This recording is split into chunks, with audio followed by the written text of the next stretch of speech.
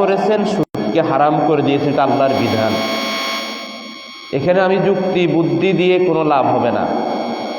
আমি যতই যুক্তি দিই যে 1 লক্ষ টাকা আমি ইনভেস্ট করলে, পণ্য কিনে এনে বিক্রি করলে আমার 10,000 টাকা লাভ হবে, আবার 1 লক্ষ টাকা কারো কাছে সুদের মাধ্যমে দিয়ে রাখলেও আমার মাস শেষে 10,000 টাকা লাভ হয়, দুইটাই তো লাভ হচ্ছে, সমস্যা কি?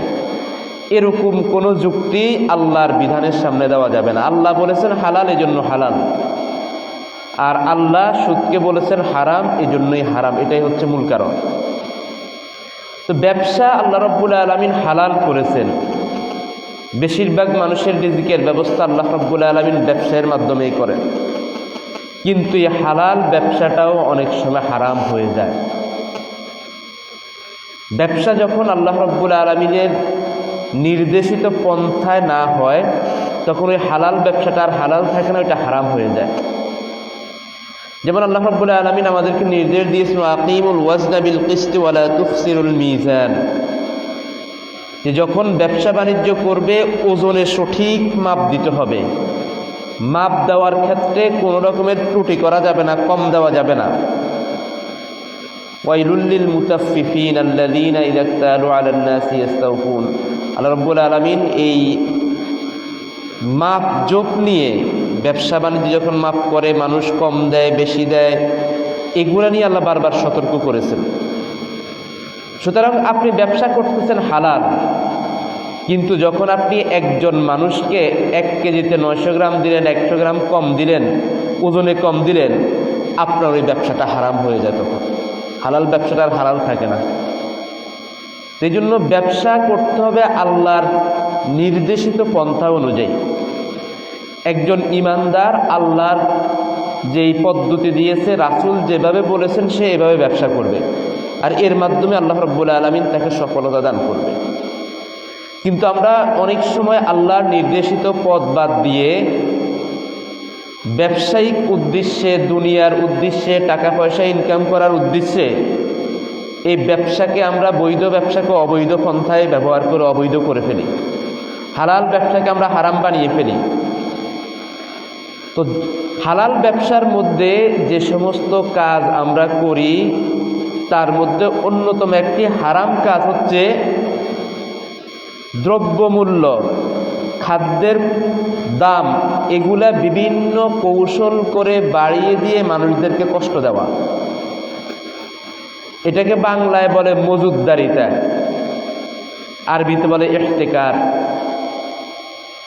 অর্থাৎ মানুষের নিত্য প্রয়োজনীয় যে সমস্ত দ্রব্যগুলা আছে, এগুলাকে আটকে রাখে, প্রয়োজনে বিক্রি করে না, আটকে রেখে বাজার থেকে সংকট সৃষ্টি করে দাম বাড়িয়ে মানুষকে কষ্টে ফেলে। এটাকে বলা হয় মজুদদারিতা। মানে এগুলাকে কোনো এক জায়গায় নিয়ে স্তূপ করে রাখছে, কেউ জানে না, দাম বাড়তেছে, বাজারে নাই, বাজারে নাই, দাম বাড়তেছে বাড়তেছে, 1000 টাকা জিনিস এখন 2000 টাকা করছে সবাই মিলে। এখন জনগণ যারা আছে, বা আমার প্রয়োজন লাগবে, তখন এই ব্যবসায়ীদের কাছে আমরা জিম্মি হয়ে যাই। 10 টাকার জিনিস আমরা 100 টাকায় কিনতে বাধ্য হই। যখন তারা দেখবে যে ব্যবসায়ীরা, এখন মানুষ 100 টাকা বললে 100 টাকা দিয়েও নিবে, তখন এবার এই পণ্যগুলো দেওয়া শুরু করে। এর আগ পর্যন্ত এগুলো তারা বিক্রি করে না। এটাকে বলে মজুদদারিতা। একটা হচ্ছে এই যে এখন আলুর সিজন আসতেছে, প্রচুর পরিমাণ আলু উৎপাদন হবে, ব্যবসায়ীরা কিনবে, বিক্রি করবে, কিনে তারা টনে টনে আপনার কোল্ড স্টোরে রাখবে, যে কোনো জায়গায় রাখবে। এটাও মজুদদারিতা, তবে এটা হারাম নয়। এটার উদ্দেশ্য হচ্ছে ব্যবসা। আমি এখন যদি জমাইও রাখি 1000 টন আলু, এটাতে দাম বাড়বে না, মানুষ কষ্টে পড়বে না। এটা হচ্ছে ব্যবসায়িক উদ্দেশ্যে জায়েজ। আরেকটা হচ্ছে এখন দাম বেড়ে গেছে, আমি এই মুহূর্তে কিনে কিনে সব স্তূপ করলাম, বিক্রি আর করবো না। এখন 20 টাকার আলু, আমরা গত 1-2 বছর আগেও আমাদের দেশে আমরা 70-80 টাকায় আলু খাইছিলাম। এদেশের মানুষ 70-80 টাকা আলু খাইতে হয়েছে। কেন খাইতে হয়েছে? কারণ হচ্ছে ওই যে অসাধু ব্যবসায়ী ছিল বড় বড়, এরা এরকম যখন দেখছে বাজারে দাম বাড়ছে, তখনই তারা সবগুলা কিনে নিয়ে নিছে। নিয়ে বিভিন্ন ধরনের গুদামের মধ্যে আটকে রাখছে, আর বিক্রি করবে না। এখন আস্তে আস্তে 20 টাকার আলু 30 টাকা, 40 টাকা, 50 টাকা, 60 টাকা, 70 টাকা মানুষ কি করবে? আর কিনতে বাধ্য। যখন দেখছে এখন মানুষ 70 টাকা হলেও কিনবে, এবার গুদাম থেকে এগুলো বাইর করতেছে, এবার কিনেন আপনারা। এটাকে বলা হয় মজুদদারিতা। এই যে বর্তমানে আমাদের দেশে যারা রান্না বান্নার জন্য গ্যাস ব্যবহার করে মানুষ, সরকার নির্ধারিত দাম ছিল সম্ভবত 1300 কত টাকা। সরকার কিছুদিন পর পর এটা দাম নির্ধারণ করে, কারণ এগুলো বাইরে থেকে আনতে হয়, দেশে এগুলো উৎপাদন করতে হয়, সব কিছু মিলিয়ে সরকার একটা দাম নির্ধারণ করে দেয়। এত টাকা বিক্রি করবে, তাহলে ব্যবসায়ীরা এত টাকা লাভ করবে। এটা সরকারের দায়িত্ব যে দেশের মধ্যে কোনটা কিভাবে বিক্রি হবে, কোন নীতিতে চলবে, সরকার এটা নির্ধারণ করে দেবে।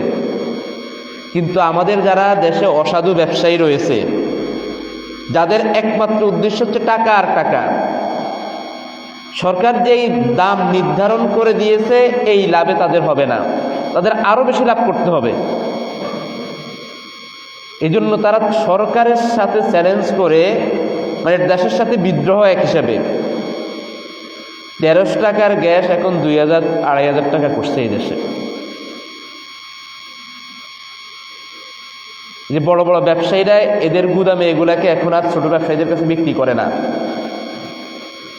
ছোট ছোট যারা ব্যবসায়ী রয়েছে গ্রামগঞ্জে বাজারে, এরা তো বড় বড় যারা ব্যবসায়ী তাদের কাছ থেকে আনে 100 বোতল 200 বোতল, তারা যে রেটে দেয় এখান থেকে তারা একটা লাভ করে সরকার নির্ধারিত অনুযায়ী। কিন্তু বড়রা দেয় না, এরাও আর পায় না। তারা বলে 2000 টাকা করে নেন, তারা 2000 টাকা দিয়ে আনতে হবে। এনে আপনার বলে 2500 টাকা না হলে আমি বিক্রি করবো না, আপনি আমি নিতে বাধ্য। এরকম করে করে মানুষের যেগুলা নিত্য প্রয়োজনীয় জিনিস, খাদ্যদ্রব্য, অন্যান্য জিনিস, এক এক সময় এক একটাতে এরকম করে আমাদের দেশের ব্যবসায়ীরা। এবং যারা এই কাজগুলা করে এদের অধিকাংশ কিন্তু মুসলমান বলে নিজেকে। হিন্দু ব্যবসায়ী কয়জন আছে বড় বড়, খুব বেশি খোঁজ করে পাবেন না। এরা বেশিরভাগ বড় বড় নিজেদেরকে মুসলমানই বলে। তা একজন মুসলমান হয়ে, একজন মুসলমান ব্যবসায়ী হয়ে হারাম পন্থায় মানুষদেরকে কষ্ট দিয়ে লাভ করা, মানুষদেরকে জিম্মি করে লাভ করা, মানুষদেরকে জিম্মি করে টাকা পয়সা ইনকাম করা, এটা কোনো মানুষের পর্যায়ে পড়ে না। আপনি মুসলমান বাদ দেন, সে যে একটা মানুষ, তার মধ্যে একটা মনুষ্যত্ব আছে। একজন দরিদ্র মানুষ যে কোনো মতে মাসে একটা গ্যাস দিয়ে চলে 1300 বা 1400 টাকা কিনে, এক মাসে এখন সে 2500 টাকা কোত্থেকে দিবে? কি না খেয়ে থাকতে হবে এখন তাকে? দুনিয়ার মনুষ্যত্বের দিক থেকে বিবেচনা করলে, মানবতার দিক থেকে বিবেচনা করলে এটা মানবতা বিরোধী অপরাধ। মানুষদেরকে কষ্ট দেওয়া এটা মানুষের মৌলিক অধিকার। এগুলাকে হরণ যারা করে এরা মানুষ না, এরা পশুর থেকে আরো খারাপ। আল্লাহ রাব্বুল আলামিন এবং রাসূলুল্লাহ সাল্লাল্লাহু আলাইহি ওয়াসাল্লাম এই যে মজুদদারিতা, মানুষদেরকে কষ্ট দেওয়া, এগুলোকে চূড়ান্তভাবে হারাম ঘোষণা করেছেন। রাসূলুল্লাহ সাল্লাল্লাহু আলাইহি ওয়াসাল্লাম এক হাদিসের মধ্যে বলেছেন যে এমন অনেক ব্যবসায়ী রয়েছে, আত্তাজিরুস সাদুকুল আমিন মা'আন নাবিয়্যিন ওয়াস সিদ্দিকিন ওয়াস শুহাদা'i ওয়াস সালিহিন, যারা সৎ ব্যবসায়ী তারা কিয়ামতের দিন নবীদের সাথে তাদের হাসর হবে। আবার আরেক হাদিসের মধ্যে আছে তুজ্জারু ইউবাতুনা ইয়াউমাল কিয়ামাতি ফুজ্জারা, কিছু ব্যবসায়ী থাকবে কিয়ামতের দিন আল্লাহর দরবারে এরা অপরাধী হিসেবে উত্থিত হবে। এরা কিয়ামতের দিন আল্লাহর কাছে পাপী আসামি হিসেবে দাঁড়াবে, কারণ এরা ব্যবসা করতে গিয়ে আল্লাহর বিধান লঙ্ঘন করেছে। আল্লাহর বিধান লঙ্ঘন করে ব্যবসাতে 2 নাম্বারই করেছে, ব্যবসাতে হারামভাবে ব্যবসা করেছে, মানুষদেরকে কষ্ট দিয়েছে, আল্লাহর বান্দাদেরকে তারা কষ্ট দিয়েছে। এজন্য ব্যবসা এটা ইসলামে একটা হালাল পেশা, হালালভাবে আল্লাহ রাব্বুল আলামিন ব্যবসার নির্দেশ দিয়েছেন। কিন্তু এই ব্যবসা করতে গিয়ে আমরা বিভিন্নভাবে হারাম পথে অবলম্বন করি। আল্লাহ রাব্বুল আলামিন কোরআনে কারীমের মধ্যে ইরশাদ করেন, আল্লাযীনা ইয়াকনিজুনাল যাহাবা ওয়াল ফিদ্দাতা ওয়া লা ইউনফিকুনাহা ফি সাবিলিল্লাহ ফাবাশশিরহুম বিআযাবিন আলীম, যারা ধন সম্পদ স্বর্ণ রূপা এগুলোকে গচ্ছিত করে রাখে, আল্লাহর রাস্তায় দান করে না, তাদেরকে আপনি আযাবের সুসংবাদ দেন। আযাবের সুসংবাদ হয় না জাহান্নামের, আযাবের হয় দুঃসংবাদ। এই আয়াতের মধ্যে আল্লাহ রাব্বুল আলামিন যেই কোনো ধরনের সম্পদ, আপনার তো এই চাল হোক ডাল হোক, এগুলো মূলত সম্পদ, যেই কোনো ধরনের সম্পদ যদি গচ্ছিত করে রেখে সঠিক কাজে ব্যয় না করে, তাদেরকে কঠিন আযাবের কথা বলা হয়েছে। তাহলে আপনি ব্যবসায়ী, আপনি যদি সম্পদ আটকে রাখেন, আপনিও এই আয়াতের অন্তর্ভুক্ত হবেন। যদিও এটা যাকাতের ক্ষেত্রে মানুষ আটকে রাখার কথা বলা হয়েছে, এর বিধান ব্যাপক। যেই ব্যক্তি অন্যায়ভাবে ধন সম্পদকে আটকে রাখবে, এগুলাকে গচ্ছিত করে রাখবে, তারাই এরকম আযাবের সম্মুখীন হবে। আর এই আয়াতের মধ্যে আল্লাহ রাব্বুল আলামিন বলেছেন, লা তাকুলু আমওয়ালাকুম বাইনাকুম বিল বাতিল, তোমরা অন্যায়ভাবে বাতিলভাবে কারো সম্পদ ভক্ষণ করবে না। একটা পণ্যের দাম ছিল 100 টাকা বাজারে, আমার কাছ থেকে বাধ্য করে 500 টাকায় কিনতে আমারে বাধ্য করছে, বাকি 400 টাকা সে জুলুম করে আমার কাছ থেকে নিছে, আপনার কাছ থেকে নিছে। অন্যায়ভাবে সে আরেকজনের সম্পদ ভক্ষণ করছে। ন্যায্য যে মূল্য বাজারে, সেটা হচ্ছে সঠিক মূল্য, এর অতিরিক্ত যা নেওয়া হবে এটা হচ্ছে জুলুম, এটা হচ্ছে বাতিল। আল্লাহ বলছেন, লা তাকুলু আমওয়ালাকুম বাইনাকুম বিল বাতিল, জুলুম করে, অন্যায় করে, বাতিল পন্থায় তোমরা কারো সম্পদ ভক্ষণ করো না। আমাদের ব্যবসায়ীরা করে না, এগুলা করে। কয়দিন পর পরে এক পণ্যের দাম 20 টাকার দাম 100 টাকা বানিয়ে ফেলি, সাধারণ মানুষকে আমরা কষ্টে ফেলি। রাসূলুল্লাহ সাল্লাল্লাহু আলাইহি ওয়াসাল্লাম হাদিসের মধ্যে বলেন, লা ইয়াহতাকিরু ইল্লা খাতিয়ুন, পাপী ব্যক্তি ছাড়া কেউ দ্রব্য এরকম আটকে রেখে এটার দাম বাড়ায় না। যারা দাম বাড়ায় এরা হচ্ছে পাপী, পাপিষ্ট। কিয়ামতের দিন আল্লাহর দরবারে এরা অপরাধী হিসেবে উত্থিত হবে। আরেক হাদিসের মধ্যে রাসূলুল্লাহ সাল্লাল্লাহু আলাইহি ওয়াসাল্লাম বলেছেন, আল জালিবু মারজুকুন ওয়াল মুহতাকিরু মালউনুন,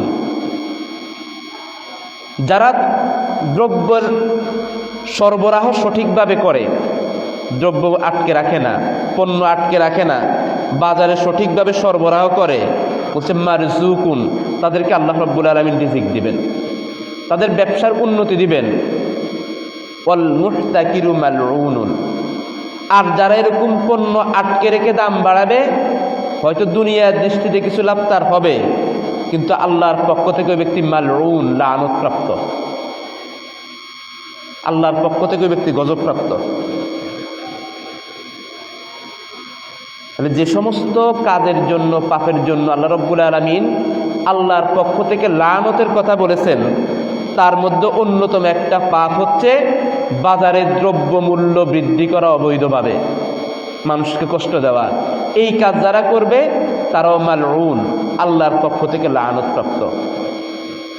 সব অপরাধের জন্য কিন্তু আল্লাহ রাব্বুল আলামিন কোরআন হাদিসের মধ্যে লাআনতের কথা বলেন নাই। কিছু কিছু অপরাধের ক্ষেত্রে সরাসরি আল্লাহর গজব এবং লাআনতের কথা বলেছেন।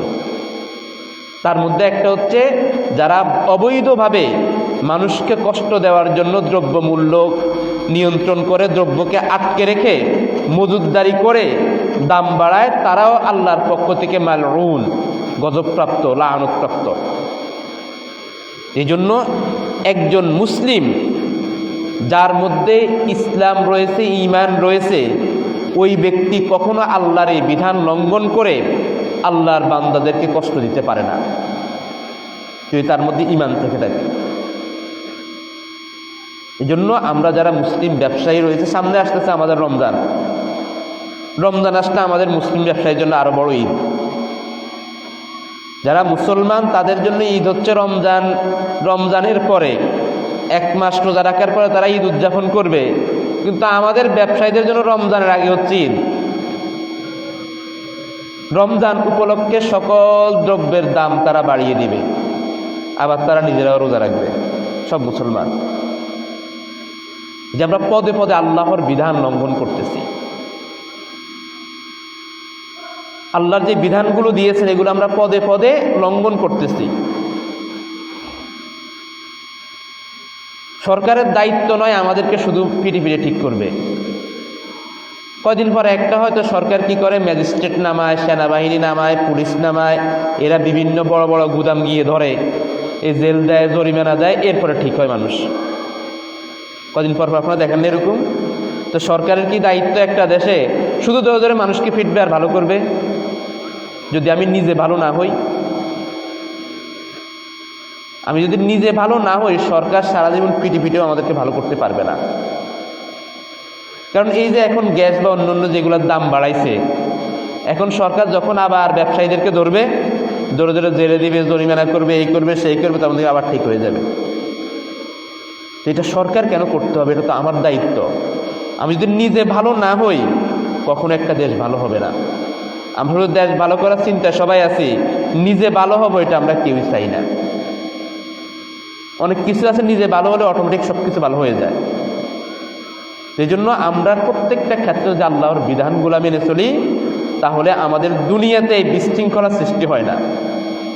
দুনিয়ার যেই ক্ষেত্রে আল্লাহর বিধান লঙ্ঘন করে মানুষ, ওই ক্ষেত্রে বিশৃঙ্খলার সৃষ্টি হয়, মানুষের মধ্যে দ্বন্দ্ব সৃষ্টি হয়, হানাহানি সৃষ্টি হয়, মারামারি সৃষ্টি হয়, বিভেদ সৃষ্টি হয় মানুষের মধ্যে। আল্লাহর বিধান লঙ্ঘন করলেই মানুষের মধ্যে অশান্তির সৃষ্টি হবে।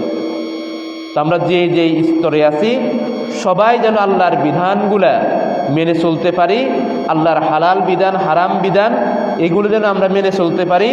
আল্লাহ রাব্বুল আলামিন আমাদের সবাইকে তৌফিক দান করুন। সকলে বলি আমিন। হাযা ওয়া সাল্লাল্লাহু তাআলা আলা খায়রি খালকি ওয়া আলিহি ওয়া আসহাবিহি আজমাইন। আস্তাগফিরুল্লাহ লি ওয়া লাকুম ওয়া লিসাইরিল মুসলিমিনা মিন কুল্লি যামব ফাস্তাগফিরুহু ইন্নাহু হুয়াল গফুরুর রহিম।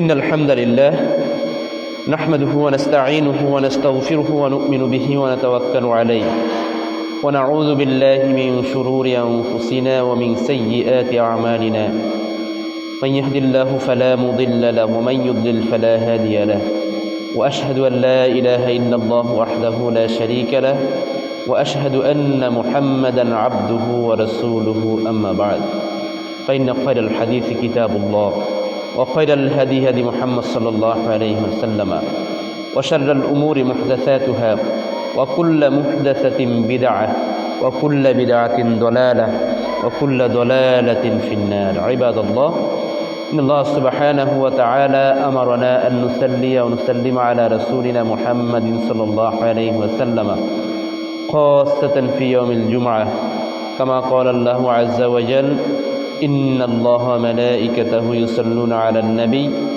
يا أيها الذين آمنوا صلوا عليه وسلموا تسليما.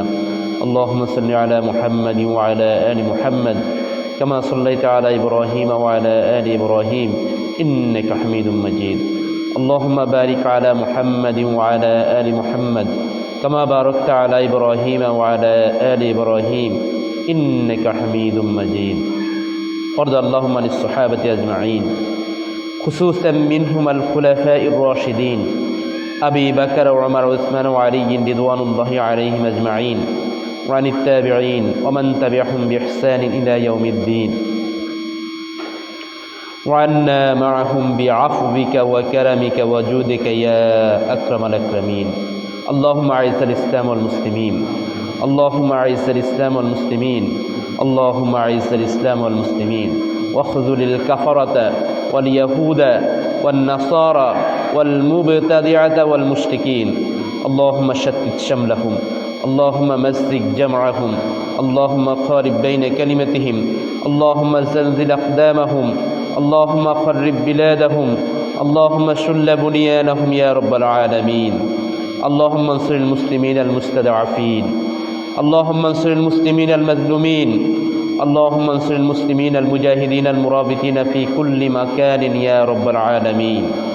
اللهم انصر من نصر دين محمد صلى الله عليه وسلم وجعلنا منهم، واخذل من خذل دين محمد صلى الله عليه وسلم ولا تجعلنا منهم. اللهم انصر إخواننا المضطهدين في كل مكان يا رب العالمين. اللهم يا ذا العز والجبروت أنقذ المسلمين من كل ملحد وطاغوت. اللهم لا تدع لنا في مقامنا هذا ذنبا إلا غفرته، ولا هما إلا فرجته، ولا دينا إلا قضيته، ولا مريضا إلا شفيته، ولا حاجة من حوائج الدنيا إلا قضيتها يا رب العالمين.